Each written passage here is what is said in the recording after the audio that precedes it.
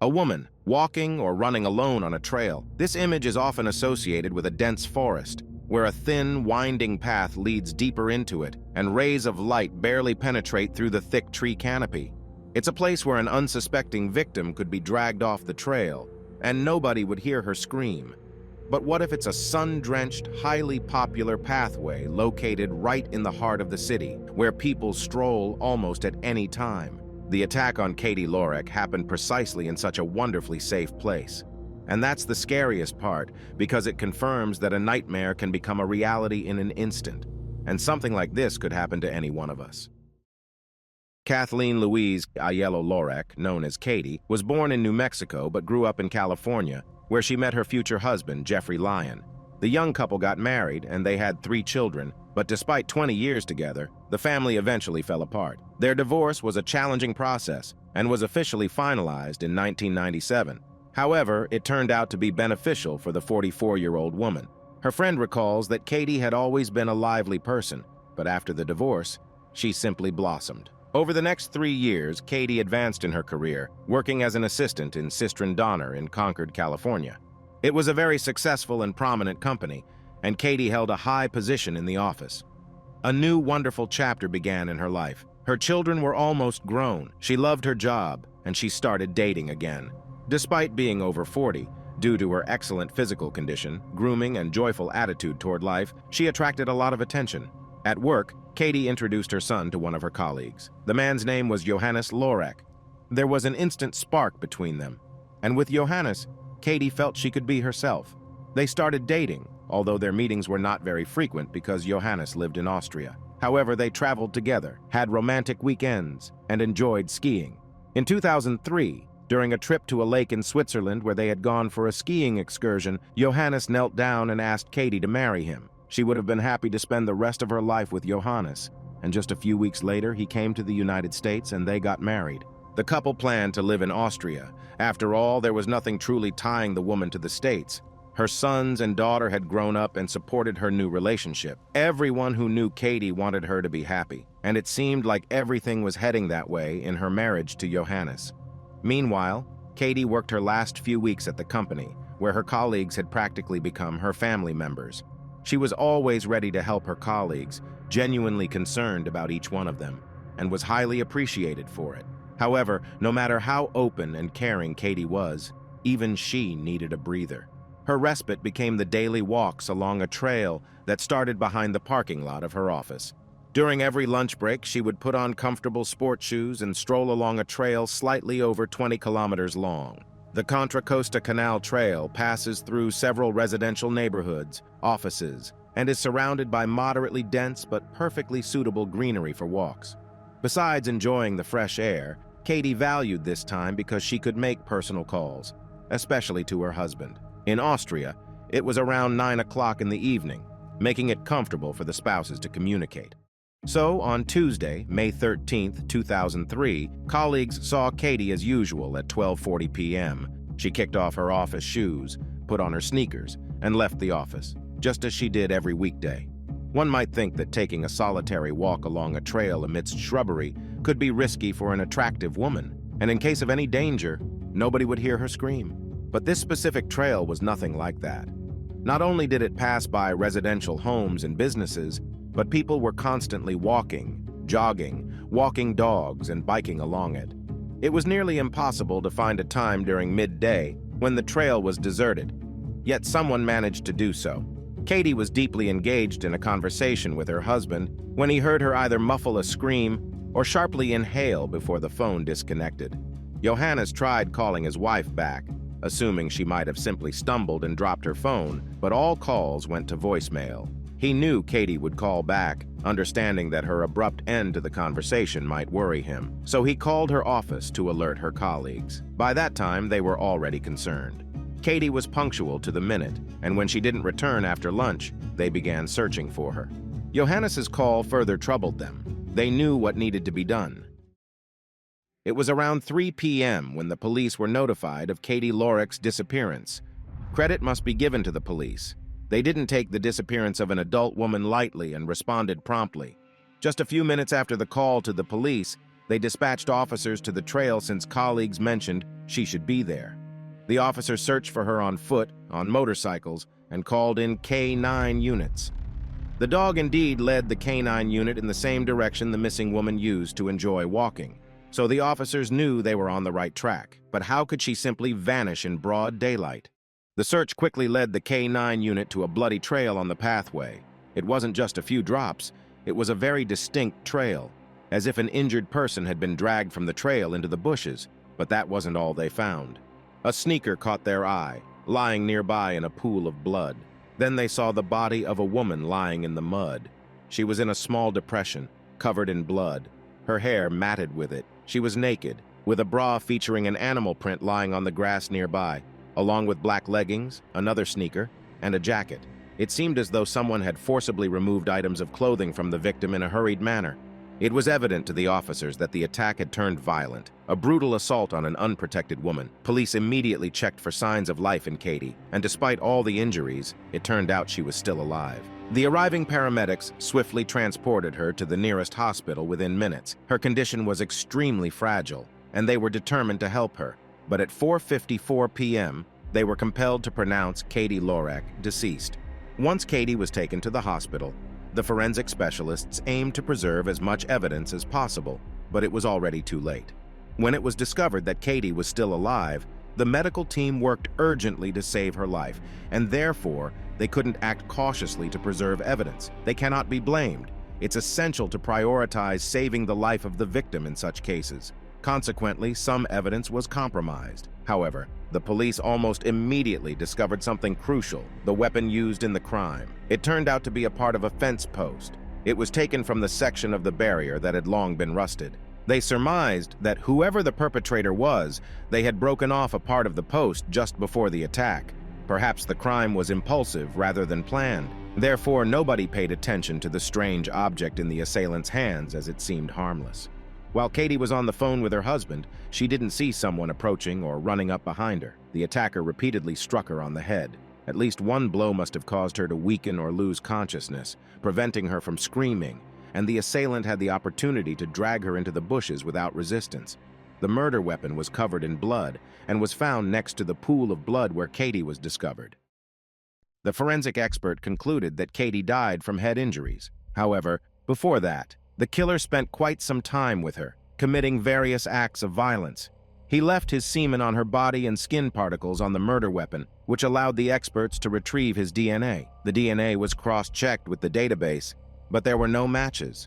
After spending 2 hours at the crime scene, officers realized something was missing. Katie was on the phone during the attack. So where was her phone? It turned out the phone was on, and a ping led the police to an apartment building where 23-year-old Juan Sanchez lived. However, if investigators thought they would quickly arrest the suspect and close the case, it wasn't so simple. The young man explained that he was biking on the trail when he stumbled upon the phone without its owner nearby, so he assumed it was okay to take it. Juan showed the police where he found the gadget, and it was right near the crime scene. His words were trustworthy, but not entirely convincing. He was asked to provide a DNA sample, and he readily agreed. Preemptively, it soon became clear that Juan was telling the truth. His DNA did not match the sample. He had merely found the victim's phone and was not the killer. However, since DNA comparison was going to take some time, the police delved into Katie's life. In such a fierce attack, the perpetrator is usually someone known to the victim, especially if the victim is a woman. First and foremost, detectives focused on Katie's ex-husband. What if the woman's second marriage had triggered jealousy and rage in him? However, despite the difficult divorce, there were no signs of animosity between the former spouses. Furthermore, Jeffrey had an alibi, which ruled him out as a suspect. Before marrying Johannes, Katie was dating another man who lived in Germany, but on the day of the murder, he happened to be in the city due to interesting circumstances. Moreover, Katie had met him just 2 days before her death. Yet again, they couldn't link the man to the crime scene or establish a motive. What if the new man in the woman's life was responsible for her death? It wouldn't be the first time a man didn't want to be tied down by the bonds of marriage, but wasn't content with a divorce either. Usually money becomes a factor, such as insurance. Certainly, Johannes was thousands of kilometers away from his wife and spoke to her on the phone. On the other hand, he knew her schedule better than anyone, knew where she would be and at what time. Could he have hired a hitman? However, the murder weapon indicated that it was a spontaneous, not a planned crime. Besides, a hitman would likely have tried to flee the crime scene as quickly as possible rather than tormenting the woman. Everything suggested that the victim and the killer hadn't been acquainted before the incident. Therefore, detectives doubled their efforts to find witnesses who might have noticed something unusual on the trail that day. People recalled walking there themselves or with their pets, going to work, riding bikes. One cyclist remembered a stranger asking him for a cigarette.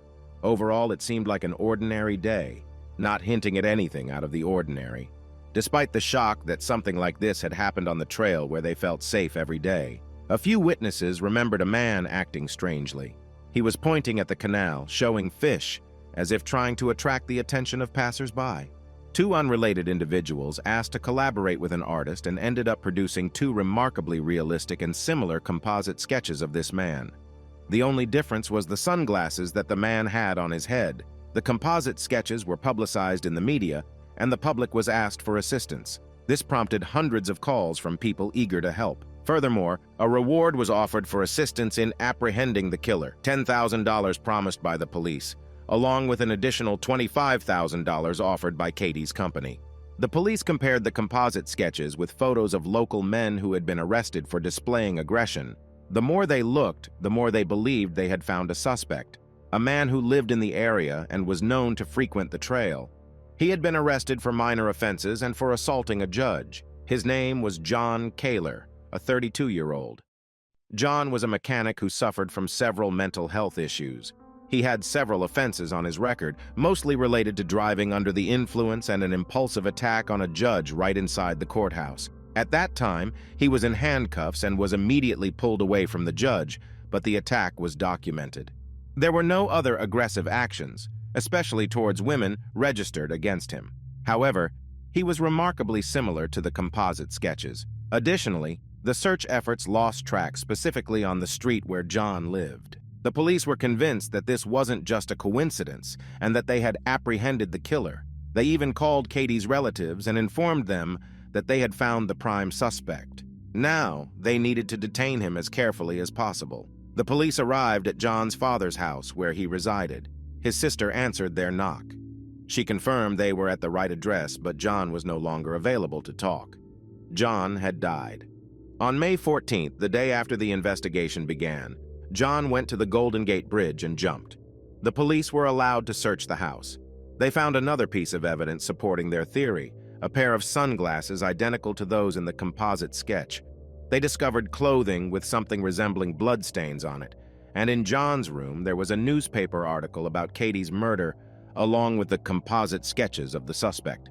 What was the police supposed to think? Could this be a coincidence? It seemed like John had committed the crime, realized the police would be onto him soon, and decided to end everything by going to the bridge. The police were confident that they closed the case within 72 hours. The man's body was in the morgue. All they needed was to take his DNA and compare it to the sample found on Katie Lorrek. Witnesses identified John Keller from a photograph as the man on the trail that day. The DNA check became merely a formality. Confident in their righteousness, the officers declared to the media that the case was solved and proclaimed that the cruel murderer and rapist, John Keller, had been identified. Journalists descended upon the man's relatives, demanding answers to their questions and not allowing them to mourn their son and brother peacefully. In response, they criticized the detectives for not waiting for the DNA comparison results. John Keller's sister and father were convinced that the police were mistaken. His father stated that it was irresponsible to connect several random facts and fit them into a picture of the murder. They destroyed the reputation of a young man that was already tarnished. "It's unthinkable," he said. The family was distraught. John could no longer defend himself, and they tried to do it for him. John's father underwent a polygraph test to prove that his son was at home at the time of the crime. The polygraph showed that he was telling the truth. A month passed, Katie was buried, and the police were no longer actively investigating, simply waiting for the DNA test results. And finally, that day arrived. The samples didn't match. John hadn't assaulted or killed Katie. It was a massive blow to the investigators. Not only did they lose a month of investigation, but they also intensified the pain of John's family, who had lost a son and brother. Moreover, Even after receiving the DNA test results, they didn't inform the public and only acknowledged the truth after John's father's statements. They stubbornly continued to claim that he might be somehow connected to the case. That's when the Keller family offered their own reward of $5,000 to anyone with information about Katie's murder, because they wanted to clear their son's name once and for all. Police took DNA samples from at least 50 men, acquaintances of Katie or resembling the composite sketch, but no matches were found. Then, after 4 months, a breakthrough occurred in the case. Early in the investigation, when questioning witnesses, one man mentioned that during the time frame the police were interested in, he was biking on the trail and stopped to smoke. A stranger approached and asked for a cigarette. The stranger smoked 2 cigarettes and the cyclist smoked 1. They chatted briefly, and that was the end of it. This happened about 60 meters from where Katie was found. The police decided to follow up on this lead, although it had been a week since the crime. They found a spot with 3 cigarette butts on the ground. Fortunately, they hadn't been rained on, and after 4 months, the DNA comparison result came back. The stranger who asked the witness for a cigarette was the rapist and murderer. But now the challenge was how to find him. The only hope lay in the memory of the cyclist. Miraculously, after 4 months, he recalled that the man worked in the telephone marketing field in a neighboring town. There was only one such company in that town, so armed with composite sketches, because that's all they had, the police went there. Employees immediately recognized 38-year-old Robert Ward Fraser in the images. However, he hadn't shown up for work since May, almost immediately after Katie's body was discovered. They couldn't locate him at his address. His former girlfriend confirmed that he had left a long time ago and presumed he might have returned to his hometown, but she wasn't certain. However, she found something useful for the police: Robert's toothbrush. Again, a DNA test would take time, and it wouldn't hurt to investigate the suspect for the time being. The man had a history of legal issues, having been arrested 9 times, particularly for robberies and related to illegal substances. He was known for his aggressive behavior in prison. He closely matched the witnesses' descriptions, and an arrest warrant had been issued in Indiana for violating parole conditions. Contacting the Indiana police, the Concord, California officers couldn't believe their luck when they were informed that Robert had tried to return to his hometown and was naturally arrested. Detectives flew from California to Indiana to talk to him. During the interrogation, the man was relaxed, slouched in his chair, joked, and didn't resemble someone afraid of anything. He confirmed that he lived in California, was near the crime scene, and smoked cigarettes with a cyclist around the time of the murder. Robert admitted he heard about Katie Lorrek's case on TV, but when the police clarified if he remembered what the woman looked like, he answered that she had long hair, seemed to be a brunette, and guessed that she had freckles. Caught, thought the officers. He provided information that only the killer could have known. Katie did indeed have freckles, but they were not visible in any of the photos shown in the news. The freckles were not on her face, especially since she used makeup, not on her hands, but on the woman's chest. More precisely, between her breasts, meaning only someone who had seen her naked could know about it. And he couldn't have just guessed that. Detectives informed Robert that they had the perpetrator's DNA, to which he started talking about relieving himself in the bushes. In other words, he chose the same spot as the rapist. However, semen was found on Katie, which was an entirely different story. Robert's defense began to crumble, and the detective tried to press him, showing him the bloodiest photo of the victim and asking what she had done to deserve such a thing. Robert claimed he didn't want to see it and that he was not guilty. He sounded quite convincing. The suspect refused to communicate further without a lawyer, but his confession wasn't necessary. His DNA was taken, and it matched the DNA on Katie and on the murder weapon. Witnesses identified Robert as the person they saw on the trail. He was charged with violence, sodomy, and first-degree murder. He faced the death penalty or life imprisonment without the possibility of parole. The trial took place in May 2006. The prosecutor systematically walked the jury through the events of that day. Robert came to the trail with intentions to satisfy his most base desires. He chose Katie because at that moment there were no witnesses on the trail. He grabbed the first weapon he found and attacked the woman, who was talking to her husband on the phone and was unaware of the danger. The prosecutor stated that what we don't know and will never know is how Katie experienced her last moments of life. She is not here with us to tell whether she begged, cried, pleaded for her life, or if she was even conscious after the first blow while the assailant continued to torment her. He then killed the woman, all for a few moments of pleasure. The defense attorneys tried to save the defendant's life, telling the story of his childhood suffering from both physical and psychological violence. However, he was found guilty on all counts and sentenced to death. He awaits the execution of the sentence at San Quentin.